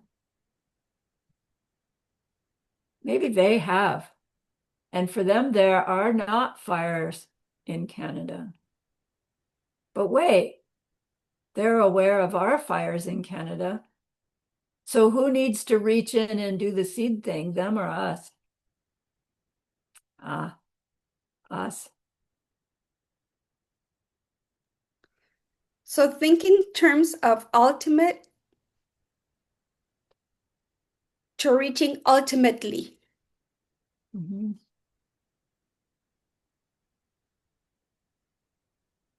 We would want to be planting our seeds towards high, powerful karmic objects,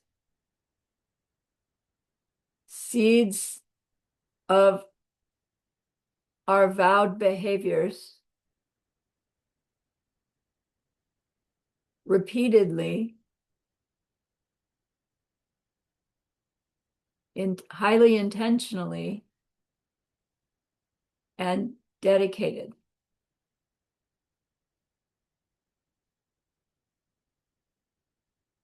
So one could, holding the empty nature of the other in mind, decide no matter what this other looks like, no matter what it looks like they're doing,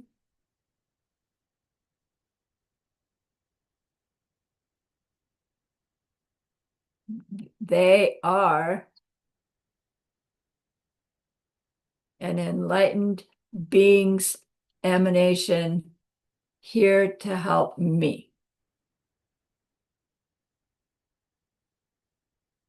And no matter what it looks like, how I respond to whatever's going on, then becomes an offering to them.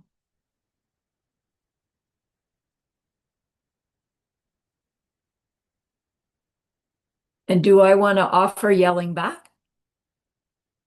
Or do I want to offer, I'm so sorry you're upset with me. I'm so sorry you appear to be upset with me. How can I help?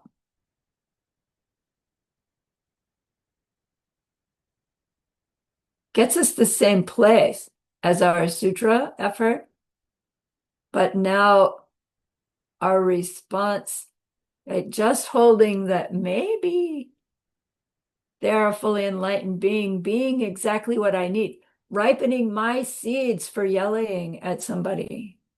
Thank you. But ripening my seeds for beating people up on the street? No, thank you. And yet, is that exactly what I need? Dangerous, dangerous teaching to say every other is an enlightened being. Everything they do is exactly what I need. It sounds like you will then just stand there and let your scalp get beat.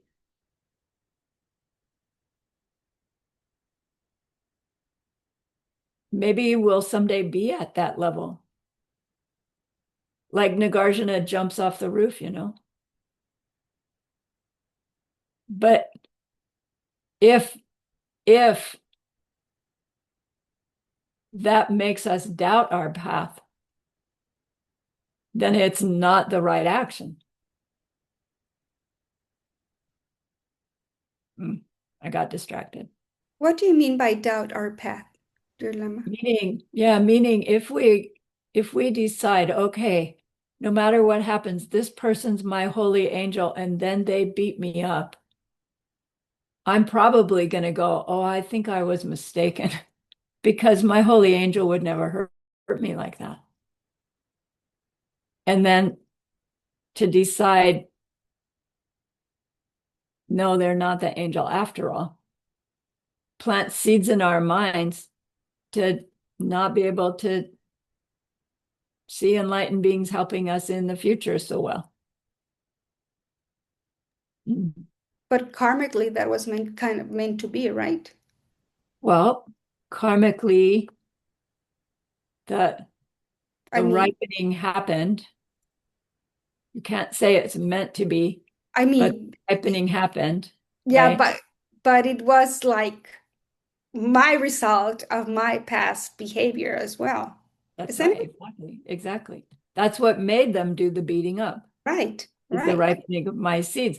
If our seeds ripened in that way, whether we saw them as a holy being beating me up or a mugger on the street beating me up, we're still getting beat up, I right? know, One but we get mad at, the other we hopefully don't get mad at.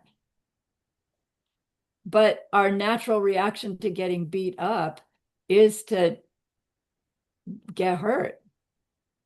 And we are going to get hurt.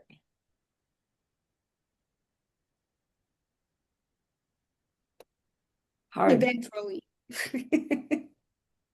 If we've ever hurt anybody else, which I know I have, even inadvertently, even when I was trying to help them. But then again, Lama, if we are being beaten up, shouldn't we also protect our own lives? Well, whose life do we protect? Can Uh, we protect our own life? Will it work? well, if I'm beaten up, I mean, I would want to protect everybody's life there. Right, But right, I wouldn't beat them up in return, but I would leave right. to Yes, protect myself and them yes, yes, from yes. from creating more bad seeds From creating more bad seeds, right, right. and myself from for protecting my own life. Yeah. That's the Bodhisattva training. It's your response to a violent situation or any unpleasant situation. Normal response is protect me. Bodhisattva response is get the hell out of there to protect them. Same thing. You run away fast. But the seeds planted are different. When you run away fast to protect yourself, certain seeds. When you run away fast to protect them, very different seeds. Seeds for less need to ever run away fast from anybody. Do you see? Same action, different thinking, different attitude. So, yes, if you're in a situation of getting beat, get out of the situation, but not to protect yourself, to protect them. Hard, really hard. Hopefully, we're never in a situation where we have to put that into practice. So let's do it in more minor situations. Arguments, disagreements. The runaway fast is agree to disagree. Love them anyway. Listen to what they have to say. Try to understand their point of view. Doesn't mean you have to agree. So that we never need to be in a situation where we have to physically run away fast to protect somebody else.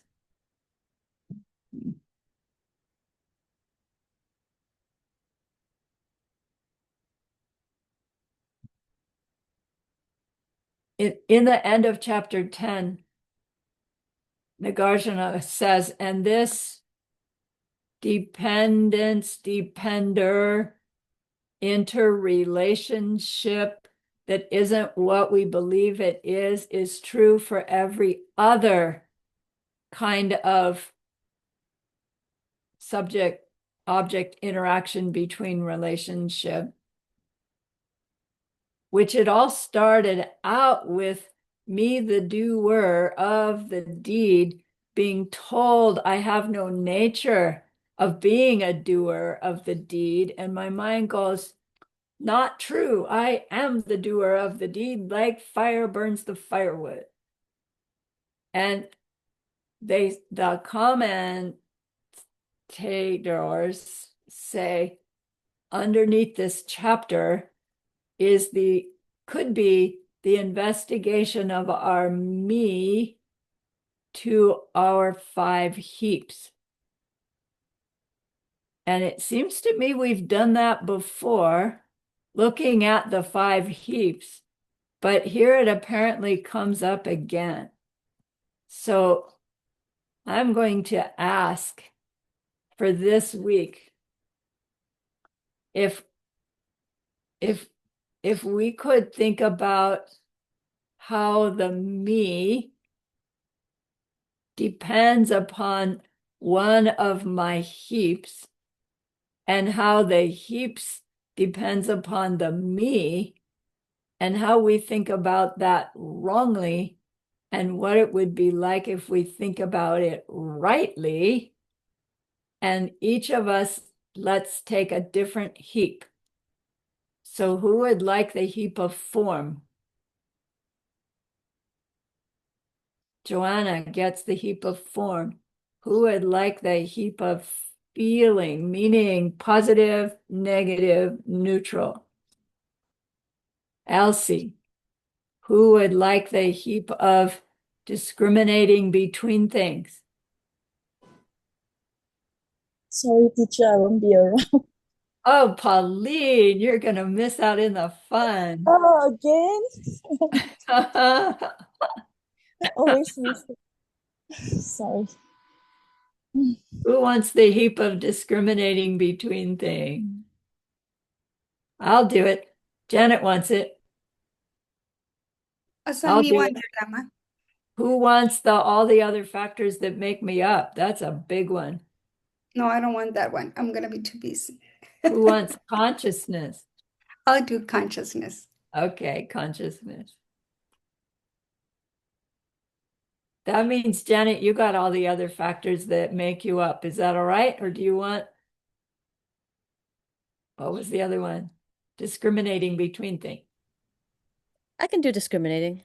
Okay, you do discriminating. I'll do all the other factors that make me up. Now I have to write down what I'm supposed to do or I will forget. I made a note. Me, Or chapter what? I'm sorry. Chapter it's 10. on it's from chapter 10, Okay. but it's not specifically in chapter 10. It's investigating the relationship between our me and our heap. Okay. Depend like fire and firewood. Okay. Like which is the depender, which is the thing that depends upon, which comes first. Show us that they can't. That relationship of me and that heap can only be happening as a result of thought. Okay. Okay. Me and what I say, all other factors. Very well. So we'll all share in one session. So don't make it too long. That sounds fun. Thank you, dear Lama. So remember that person we wanted to be able to help. We even spent extra time today sending out those ripples of wisdom, love.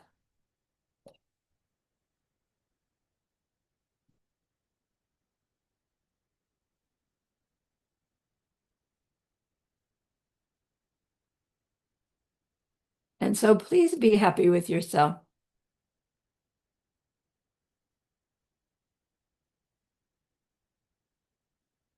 Think of this goodness like a beautiful glowing gemstone you can hold in your hands. Recall your own precious holy being. See how happy they are with us.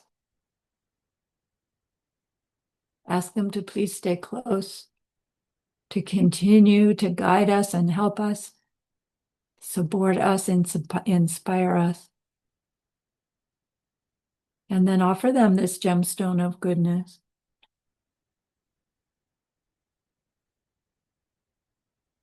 See them accept it and bless it. And they carry it with them back into our hearts. Feel them there.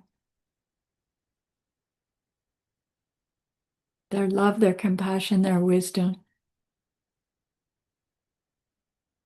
It feels so good. We want to keep it forever. And so we know to share it by the power of the goodness that we've just done. May all beings complete the collection of merit and wisdom, and thus gain the two ultimate bodies that merit and wisdom make. Let's use this goodness to send those ripples out to the fires in Canada and see if we can reach into our seeds and see that light of love and wisdom, like going there, settling into a soft, gentle rain.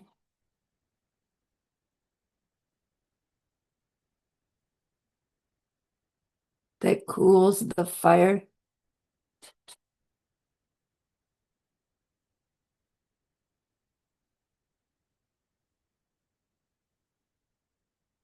See the firefighters just dancing in the rain. Such a relief their work will be eased. See the animals that were running stop and turn around.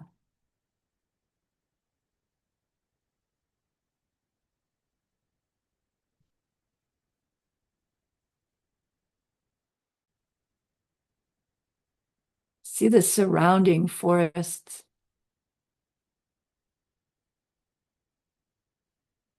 Absorbing that moisture.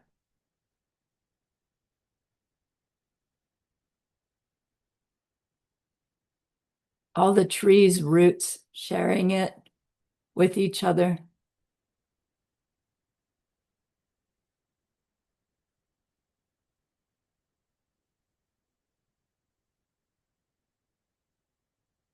See the skies being washed of all that smoke. And the people in the areas, in the towns, so relieved they can go back home.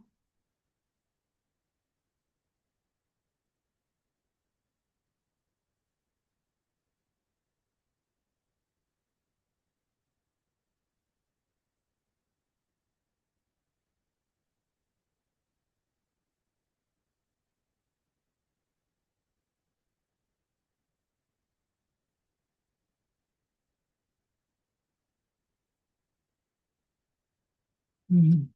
And may it be so.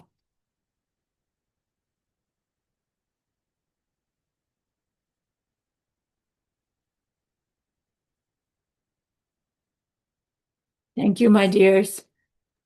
Beautiful, dear Holy Lama. Happy Sakadawa to everybody. You too. Happy Sagadawa, everyone.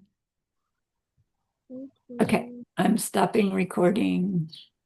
Stop recording. Thank you for teaching, Namaste Rani. Please, please Bye-bye. stay. Please stay. Love you. See you Bye. later. Bye bye. Bye. Bye.